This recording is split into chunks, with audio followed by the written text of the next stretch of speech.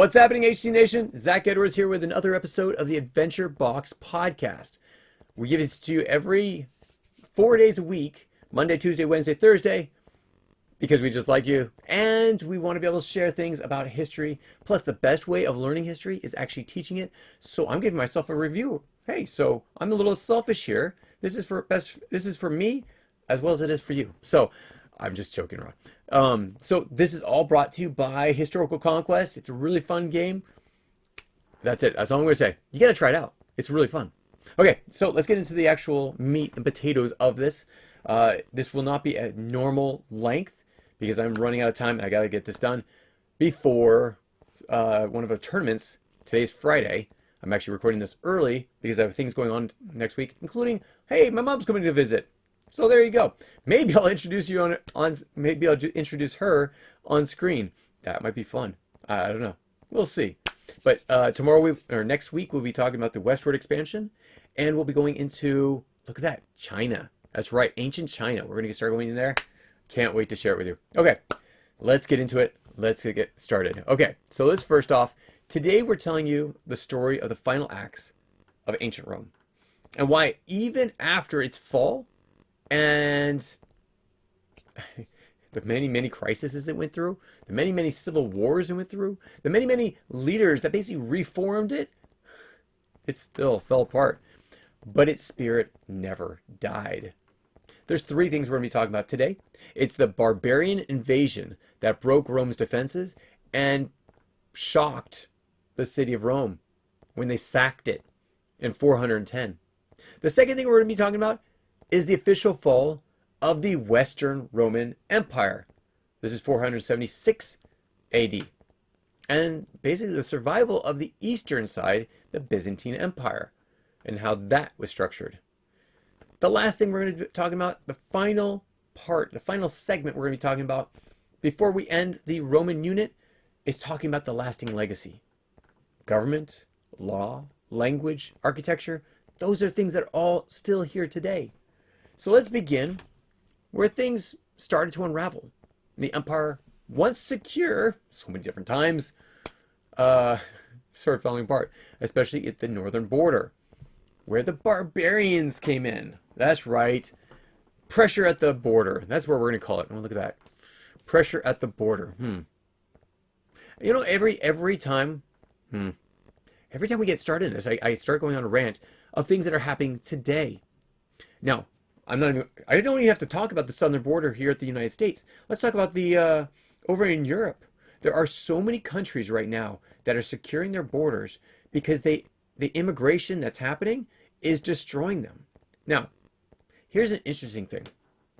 Now, we talk about the barbarians attacking. It was not exactly that. There's so much more to it than just some barbarians coming over and crushing them. So much more than that. Oh, okay. This is why I love this period of time, because there's so much from outside of the country that influences the Roman Empire. What is it? Okay, so by the late 4th century, Rome was basically stretched very thin. Again, you had the east and the west. And while the eastern side remained wealthy, I guess this would be the eastern side, I got the opposites, was very wealthy and strong, the western side was very fragile. It was underfunded because most of the funds for Rome came from the eastern side before they split it. So it was underdefended and it was riddled with internal conflict. So to the, north and east, you had the Germanic tribe. Sorry, I keep saying that. North, east, the Germanic tribe, the Visigoths, the Vandals, the Franks, pressured against the empire's border. Now, here's an interesting thing. They were not attacking the border as much.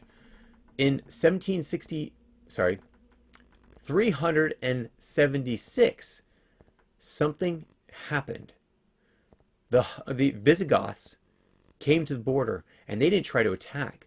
They were desperate. The Visigoths were asking for entrance into the Roman territories.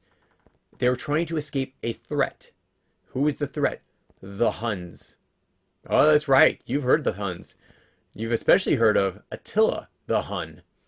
The Huns were fierce nomadic warriors from Central Asia. They swept, I've got pictures. I brought a map that we could bring up, but I keep forgetting to use it. Okay, so in Italy, you have the Huns that are coming from the north and the east. They're coming in from Austria and this area, and they're coming in and attacking. Now, what's interesting is the Huns were attacking the Visigoths first. The Visigoths begged for entrance because of oppression by the Huns. Well, what did the Visigoths do?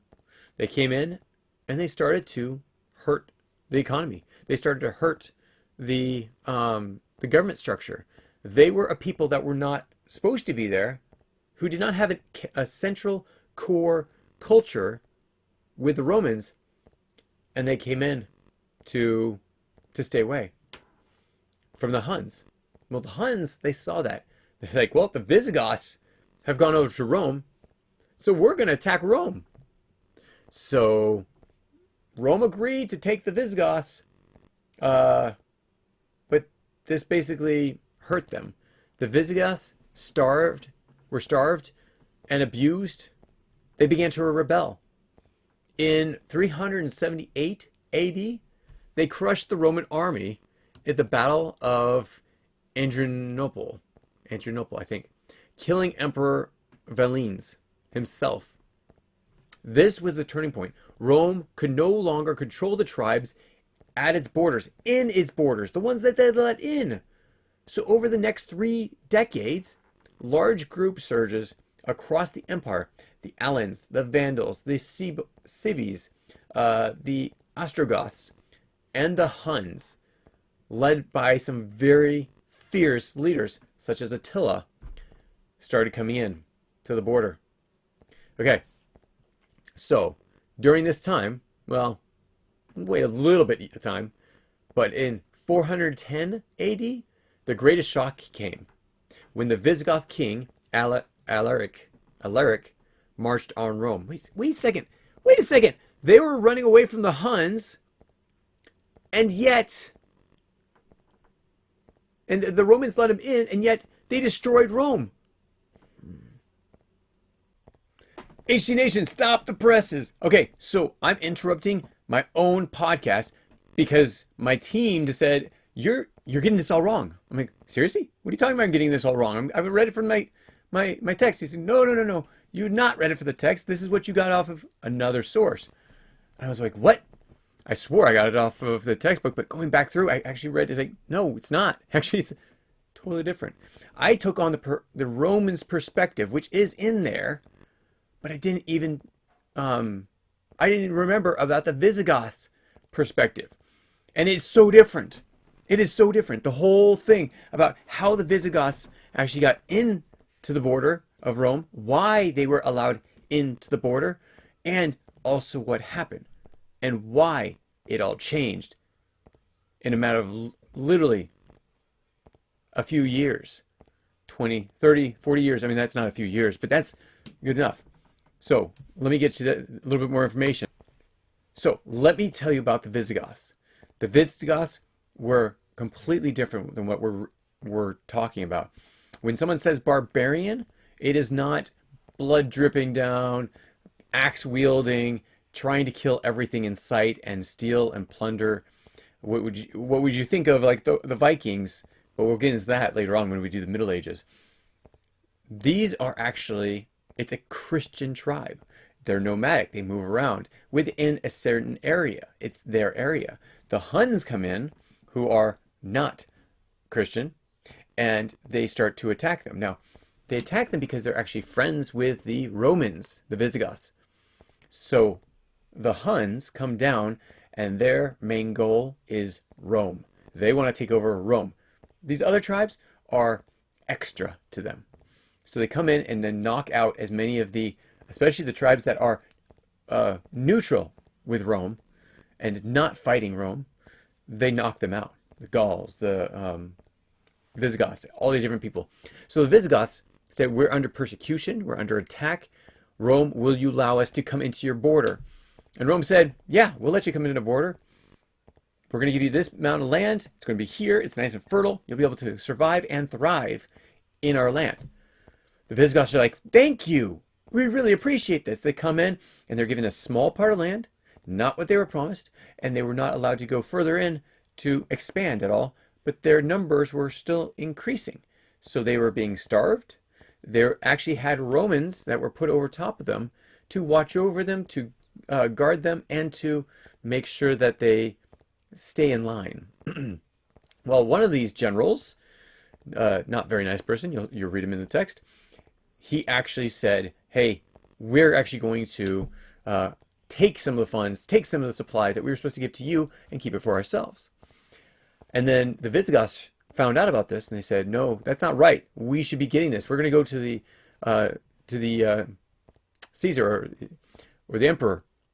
And this general said, you know what, why don't we come for a banquet? Bring all your leaders, and put your people outside of the city. So while we dine, they can relax and we'll take care of them. Well, take care of them they did. The Romans actually sent the soldiers out to massacre the people while the leaders of the Visigoths are at banquet. This is actually a well-known massacre. You can read about it in the text.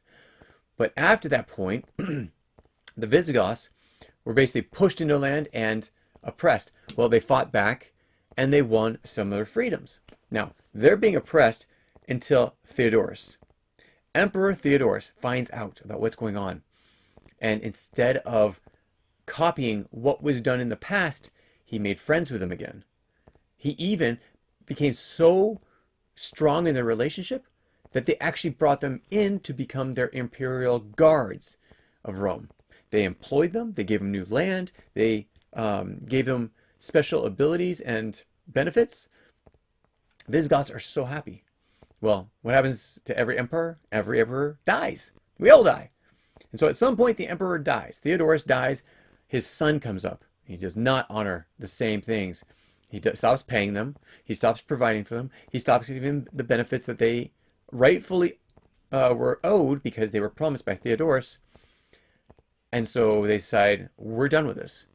So they march from Greece area over to Rome. And sorry, I would have picked up my picture, but I'm doing this totally freehand.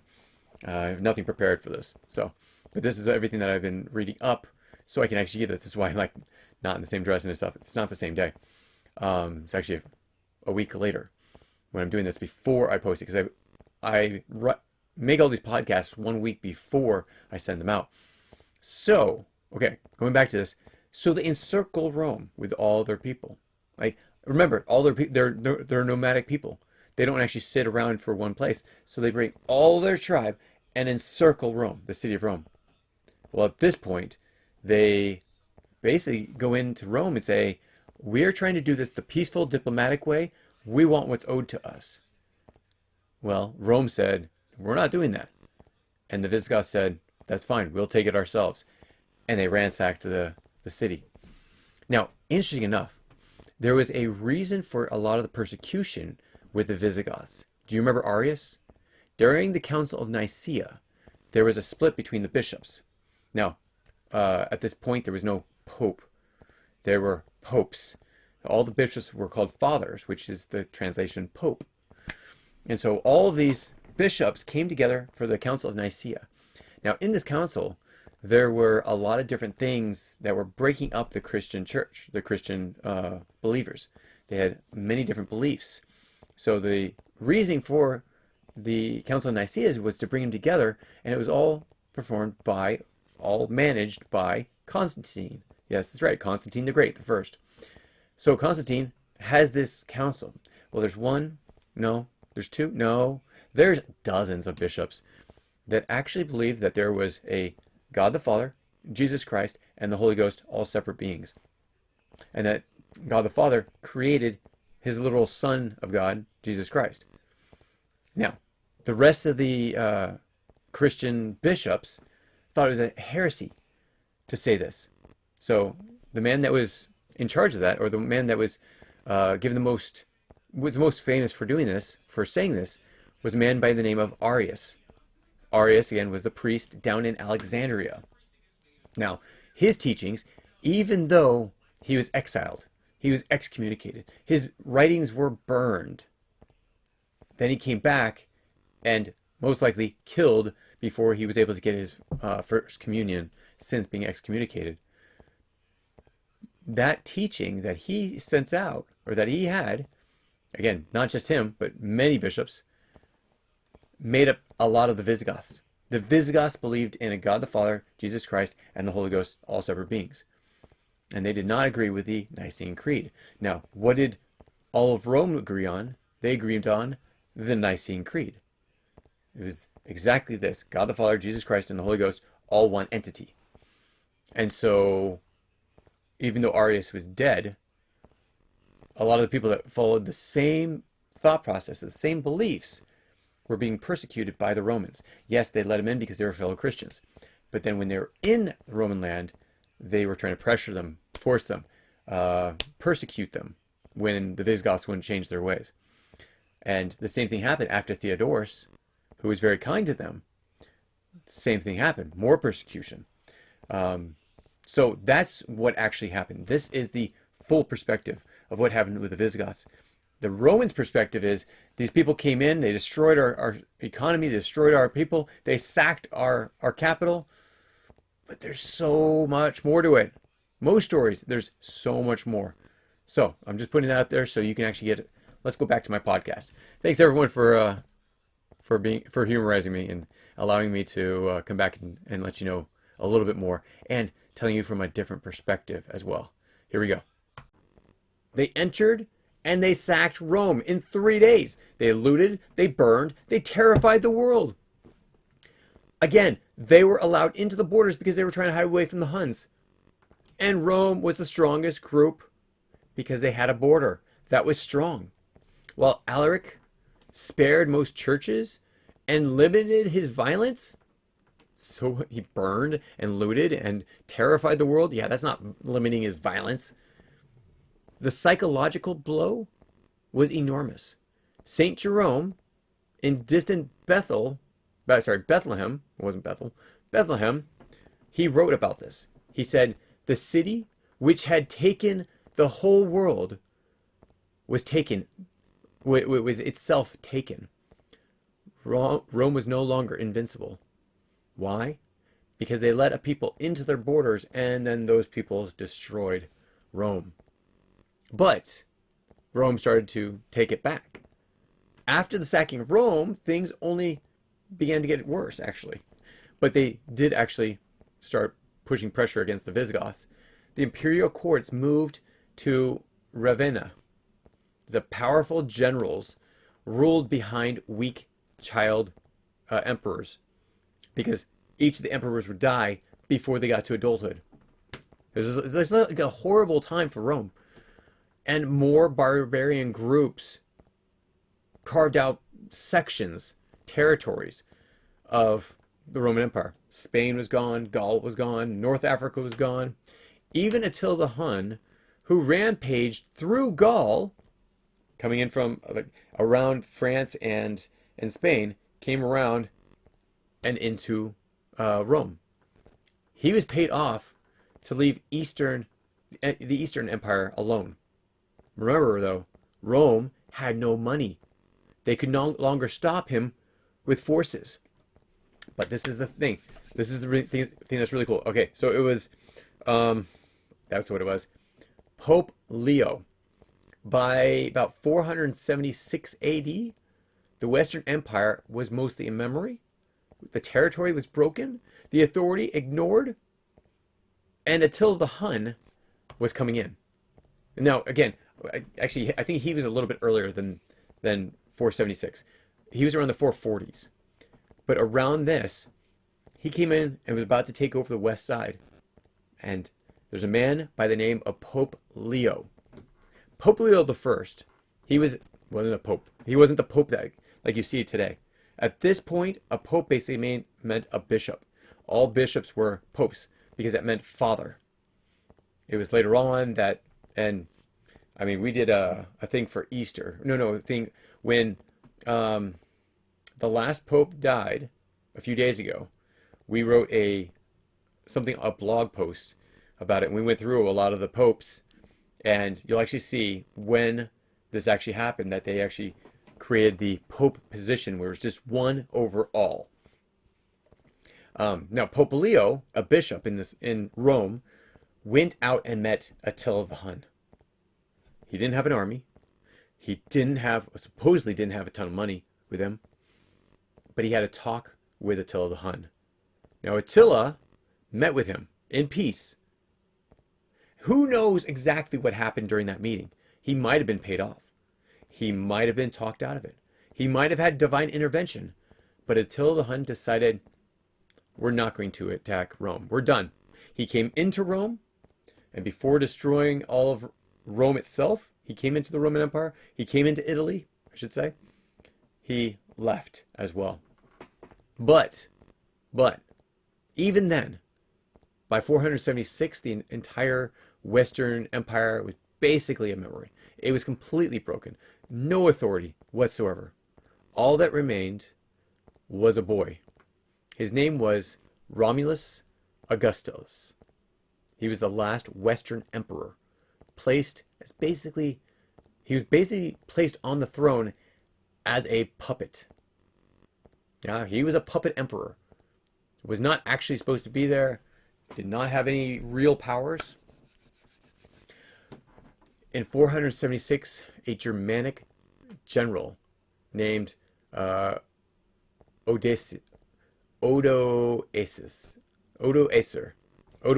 there you go. Odoacer came in. He led a rebellion against Rome. Basically, he took foreign soldiers who served Rome and marched into Ravenna. Remember, that's where the courts had moved. He deposed Romulus Augustus, the puppet emperor, and sent the imperial regalia back to Constantinople. Basically, Odoacer declared himself king of Italy. No longer emperor. He ruled in the name of the Eastern Emperor, but the Western Empire was finished. So this is basically where the Byzantines took over the Western area. That's right. Eastern Rome became the Byzantine Empire. And they took over, well, sorry, it's over here, but either way. And took over, let me put it over here. Okay, looking at my map, Eastern Rome came over to Italy, took over the specks, whatever was left of Rome, and took it back over to create the Byzantine Empire over here. No longer the Roman Emperor, that was finished. This was now the Byzantine Empire. And they didn't control all of the Mediterranean anymore. They controlled from Turkey over to Italy. And that was basically it. Because basically everyone else took over. So it wasn't a dramatic fall. It was more like a final shrug and say, okay, it's gone. That's what it was. It had fallen apart so much that at the end it was just like, it's gone. But symbolically, it basically marked the end of the ancient Roman Empire. Actually, not even the Roman Empire. It ended all of ancient Rome. That was no longer Rome anymore. The Eastern Empire survived, but it became the Byzantine Empire, and it was centered in Constantinople. And that would survive for another 1,000 years. Now, that's until the Caliphate came in and took it over and turned it into Istanbul. It kept Roman law, it kept the Roman identity, it kept Roman institutions alive, even as it evolved into a Greek-speaking Christian empire. Okay, so the dream of Rome still lived on in some sense. In Constantinople, in the church, in memory. That's it. So the final thing I'm going to be talking about is the legacy, government and law. So even though the empire fell, Rome's influence never really did die. Rome gave the world an idea of the republic government. And so that is what we have today. Now, it's right. We're not a democracy in the United States. Everyone needs to remember this. Not democracy. The people do not rule everything. we have representatives, which is why we call ourselves a constitutional in the United States. We have a constitution, a constitutional republic. Means we have representatives that go and make the rulings, the laws, much like Rome had.